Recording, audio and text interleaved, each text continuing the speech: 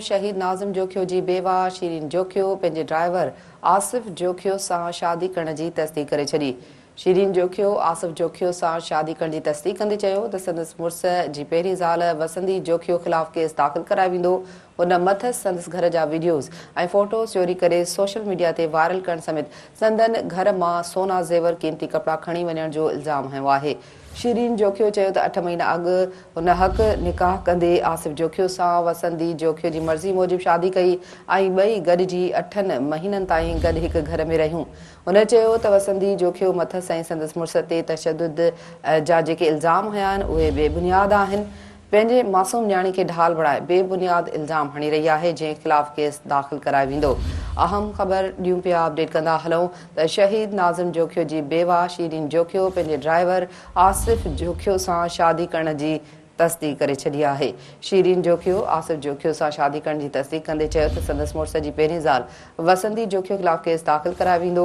उन मथसि संदसि घर जा वीडियोज़ ऐं फोटोज़ चोरी करे सोशल मीडिया ते वायरल करण समेत संदन घर मां सोना ज़ेवर क़ीमती कपिड़ा खणी वञण जो इल्ज़ाम हयो आहे।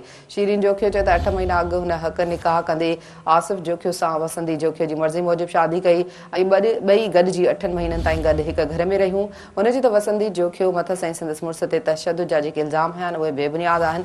पंहिंजी मासूम न्याणी खे ढाल बणाए बेबुनियाद इल्ज़ाम हणी रही आहे, जंहिं ख़िलाफ़ केस दाख़िल करायो वेंदो। तफ़सील मालूम कयूं था Sindh TV news reporter Sarang Chandio खां। सारंग, आगाह कजो। हेलो जी, आगाह कजो, वधीक कहिड़ा तफ़सील आहिनि हिन हवाले सां?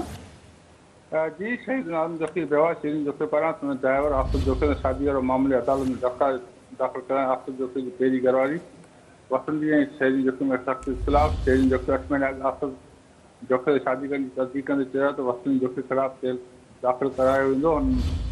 उन मथसि घर जा वीडियोज़ ऐं फोटे चोरी करे सोशल मीडिया ते वायरल करण समेत घर मां सोना ज़ेवर ऐं क़ीमती खणी वञण जो इल्ज़ाम पिणु हयो आहे।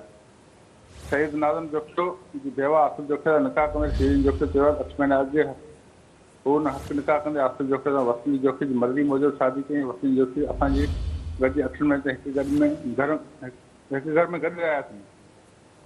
शीरीन जोखियो मूजिबि वसंती जोखियो जी अॻु में शादी कयल हुई, जंहिंखे हू 2023 में मुड़ुस आसिफ जोखियो अदालत जे ज़रिए प्यार जी पण कंदो घर फिटाइण वारी औरत आहे।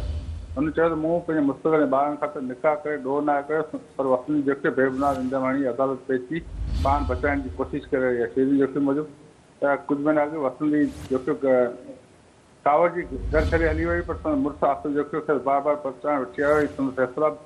फैसला थिया पर मुड़ुस आसिफ ॿिन्ही खे गॾु रखण चाहे, पर हू कंहिंजे चकर में अची घर छॾे माइटनि में हली वई आहे। जी, वॾी महिरबानी सारंग चांडियो तफ़सीलनि लाइ।